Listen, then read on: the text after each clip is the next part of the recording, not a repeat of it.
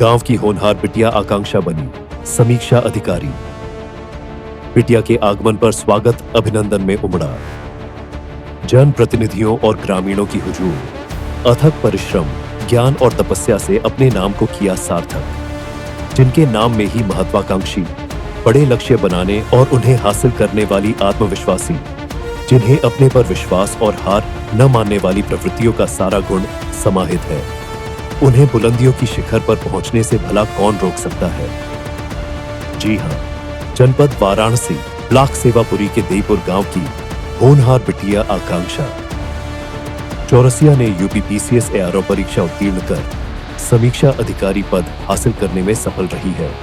होनहार महत्वाकांक्षी बिटिया आकांक्षा प्राथमिक शिक्षा, पूर्व माध्यमिक और उच्च माध्यमिक शिक्षा अपने गांव देईपुर से प्राप्त की, जबकि ग्रेजुएशन की डिग्री महात्मा गांधी काशी विद्यापीठ से प्राप्त की थी। इसके बाद जिज्ञासु महत्वाकांक्षी बिटिया आकांक्षा संघर्ष करने की ताकत और सफलता पाने की तैयारी करने माता पिता और गांव से 120 किलोमीटर दूर संगम की नगरी प्रयागराज पहुंची, जहां उन्होंने यूपीपीसीएस एआरओ कंपटीशन की न सिर्फ तैयारी की, बल्कि दूसरे प्रयास में ही सफलता की पहली सीढ़ी पार करने में कामयाब रही। जिस पिता दुर्गा प्रसाद चौरसिया को कल तक लोग एक छोटे दवा व्यवसायी और माता सीता को गृहिणी के रूप में पहचानते थे, आज महत्वाकांक्षी होनहार बिटिया आकांक्षा ने अपने माता पिता तथा परिजनों को नई पहचान दी है। बिटिया के कामयाबी से न सिर्फ माता पिता खुश हैं, बल्कि आकांक्षा गांव वालों के लिए प्रेरणा की मिसाल बन चुकी है। आकांक्षा ने सफलता का श्रेय माता पिता, चाचा चाची एवं समस्त परिवार को दिया है। प्रमुख रूप से स्वर्ग या दादा लालजी प्रसाद चौरसिया, दादी कमला देवी, माता सीता देवी, पिता दुर्गा प्रसाद, चाचा संजय कुमार व राजकुमार, चाची सुनीता व ज्योति, भैया अर्शम, हर्ष व दिव्यांश, बहन अविरल, रश्मि, सहस्ता व रिव्यांशी इत्यादि। वीडियो रिपोर्ट भावेश सिंह, गांव तक वाराणसी। आइए सुनते हैं। 2023 यूपीपीसीएस के आरओ परिणाम में ब्लॉक सेवापुरी के देईपुर ग्राम सभा की एक होनहार बिटिया आकांक्षा चौरसिया ने न सिर्फ पहली बार इस परीक्षा को जो है सफल की है, बल्कि जो है पूरे क्षेत्रवासियों को एक गौरवशाली होने का जो है मौका दिया है। सबसे पहले हम बिटिया को बहुत बहुत बधाई देना चाहते हैं। धन्यवाद। तो सबसे पहले आकांक्षा जी, हम ये जानने की कोशिश करेंगे कि कैसी रही आपकी जर्नी और कितनी बड़ी चुनौती थी। जर्नी तो बहुत बड़ी रही, क्योंकि मैं 2020 से ही लगी हुई एग्जाम में।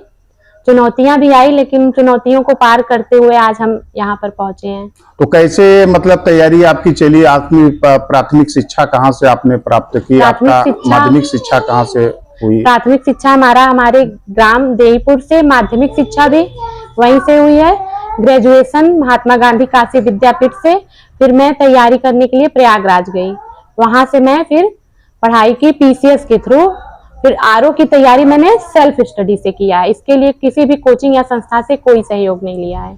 अच्छा, आप जिस तरह से हम देख रहे हैं कि आज चाहे खेल का मैदान हो या शिक्षा का क्षेत्र हो या अंतरिक्ष की सफर हो, बेटियां अब केवल बापा की लाडली नहीं रह गई हैं, बल्कि एक जो है सफलता की प्रतीक बन चुकी हैं।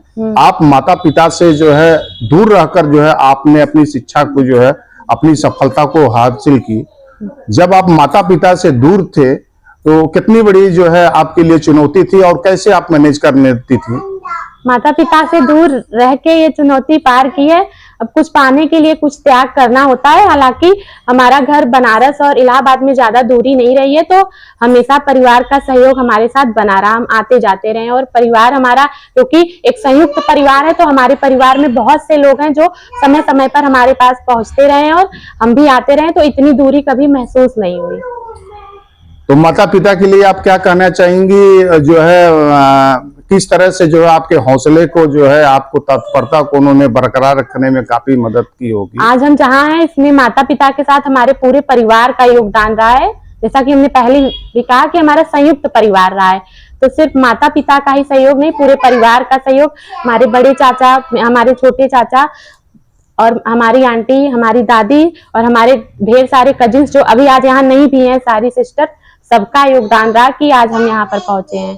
क्या आपके जो है शिक्षा के दौरान कोई आर्थिक भी चुनौतियां सामने हुई जिससे कि आपको दिक्कत हो रहा था, या ऐसा महसूस हो रहा था जो है कि जब आप एग्जाम देकर आई वहां से तो परिणाम का जब लोग इंतजार करते हैं, उस बीच की जो है जो जर्नी रही है उसमें कैसी महसूस हो रही थी कि पता चला जो है कि एक बार आपने जो है परीक्षा दी थी और उसमें आपको सफलता नहीं मिला, कुछ मामूली सा जो है संख्या से आप जो है चयन नहीं हुआ, तो ये बीच का जो है ये कितना चुनौती था? हाँ, प्रयास में 2020 से लगातार कर रही हूँ तो कई बार चुनौतियां आई, लेकिन इस एग्जाम का पैटर्न ही यही है कि आप गिरेंगे उठेंगे, गिरेंगे उठेंगे, लेकिन अगर आप लगातार परिश्रम करते रहते हैं अपने दृढ़ लगन से, संयम से, तो आपको सफलता जरूर मिलेगी।